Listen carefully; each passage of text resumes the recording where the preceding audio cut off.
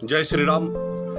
ज्ञान संजीवनी परिवार के पावन उद्देश्यों द्वारा निर्मित एवं संचालित व्यासपीठ.org में आपका हार्दिक स्वागत है। मैं हूं मानस मधुकर स्वामी संदीपाचार्य और आज उपस्थित हूं गुरु महिमा की कथा के साथ। आइए इसका आद्योपांत श्रवण करते हैं। श्री रामचरितमानस के अंतर्गत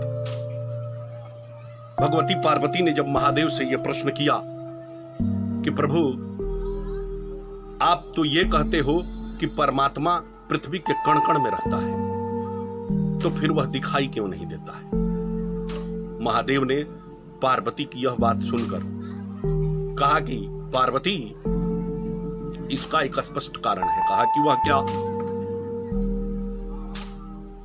कहा कि मुकुर मलिन यरो नयन विहीना राम रूप देखिय कीमि दीना। कहा कि पार्वती, दर्पण गंदा है और आंखें अंधी हैं। कहा कि दर्पण गंदा है? कहा कि बिल्कुल, मन रूपी दर्पण गंदा है और आंखें अंधी हैं। और जब दर्पण गंदा हो और आंखें अंधी हो तो परमात्मा को कैसे देखा जा सकता है? पार्वती ने कहा कि प्रभु, तो फिर परमात्मा दिखेगा कैसे? आंखें अंधी हैं तो ये आंखें खुलेंगी कैसे? किन आंखों से परमात्मा को देखा जा सकता है? महादेव ने कहा कि पार्वती, इसका सूत्र तुम्हें मैं बताता हूं। परमात्मा दिखे इसके लिए सदगुरु की कृपा प्राप्त होनी चाहिए। इसके लिए गुरु महिमा की व्याख्या आवश्यक है। महादेव ने कहा कि पार्वती, सदगुरु की जब कृपा प्राप्त होती है तब जाकर परमात्मा दिखाई देता है। कहा कि वह कैसे? कहा कि ये आंख खुलती कैसे है जो आंखें बंद हैं और नहीं देख पा रही हैं परमात्मा को? महादेव ने कहा कि गुरु पदरज मृदो मंजुलयंजन नयन अमीय दृग दोष विभंजन। कहा कि सदगुरुदेव महाराज के चरणों के धूली का सुरमा बनाकर अगर आंख में पिरोया जाए, लगाया जाए, तो आंखों की गंदगी कट जाती है, आंखें खुल जाती हैं।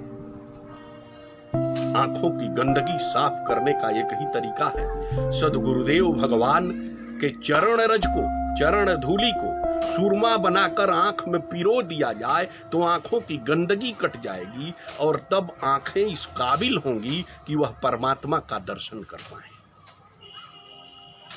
पार्वती ने कहा, तो इससे तो कहा कि यह कैसे स्पष्ट है? कहा कि जिस पर सदगुरुदेव भगवान की कृपा हो जाती है उसे परमात्मा का साक्षात्कार होता है।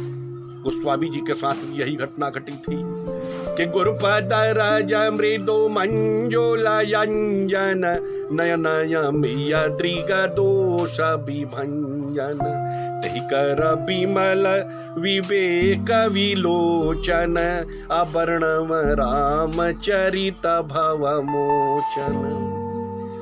यह ऐसा सुरमा है कि जैसे ही आंखों में पिरोया जाता है तब तक क्या होता है?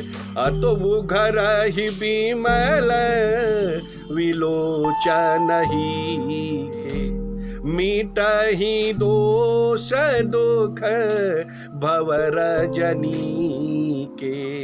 आंखों में पिरोने से आंखें खुल जाती हैं, दिव्य प्रकाश की प्राप्ति होती है और तदुपरांत मिटहि दोष दुख भव रजनी के। और तब ये भवांधकार के जो दोष और दुख हैं वह नष्ट प्राय हो जाते हैं, उनकी समाप्ति हो जाती है। पार्वती ने कहा कि महादेव, चलो, गुरु चरणों के रज को सुरमा बनाकर आंख में लगाने से आंखें तो खुल जाएंगी, लेकिन आपने दर्पण की भी बात किया, तो दर्पण की आवश्यकता क्या है परमात्मा को देखने के लिए? दर्पण तो अपने को देखने के लिए किया जाता है, देखा जाता है। दर्पण को सामने करने की आवश्यकता है जब स्वयं को देखना हो। दूसरों को देखने के लिए दर्पण की क्या आवश्यकता? तो परमात्मा को देखने में दर्पण क्यों आवश्यक है? महादेव ने कहा कि पार्वती, तुम अपने चेहरे को अपने ही आंखों से क्यों नहीं देख पाती? पार्वती ने कहा, इसलिए कि तो चेहरे में ही यह आंख उपस्थित है, तो इसको देखने के लिए एक दर्पण रूपी साधन की आवश्यकता होगी।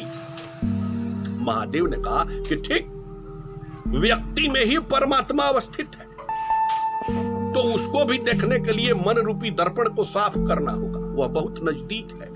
वह जब दर्पण साफ होगा तभी जाकर परमात्मा दिखाई देगा। गोस्वामी जी ने कहा, इसके लिए किस चीज की आवश्यकता है? पार्वती ने पूछा महादेव से। चलो, दर्पण कैसे साफ करेंगे? गोस्वामी जी ने कहा कि श्री गुरु चरण सरोज रज निज मन मुकुर सुधार, बरणव रघुबर विमल जस, जोदायक फलचार, जोदायक फलचार। श्री गुरु चरण सरोज रज, गुरुदेव भगवान के चरणों की धूलि का अमृत बनाकर, चरणामृत, उनका पद प्रक्षालन करके और उस चरणामृत का पान करने से मन रूपी दर्पण की गंदगी कट जाती है। अर्थात ये दो चीजें, गुरु जी के चरण रूपी चरण धूल से आंखों की गंदगी कटती है और गुरु जी के चरणामृत पान करने से मन की गंदगी कटती है। और जब गुरुदेव भगवान की इस कृपा से आंखें साफ हो जाती है और मन साफ हो जाता है तो परमात्मा का साक्षात्कार हो जाता है। अतः आवश्यक है सद्गुरु के शरण में जाने की, गुरु की कृपा प्राप्त करने की। जिस पर गुरु की कृपा हो जाती है उसे सुलभ ही परमात्मा प्राप्त हो जाता है। अतः हमें भी सद्गुरुदेव भगवान के शरण में जाकर उनकी कृपा प्राप्त करके परमात्मा का साक्षात्कार करना चाहिए। जय श्री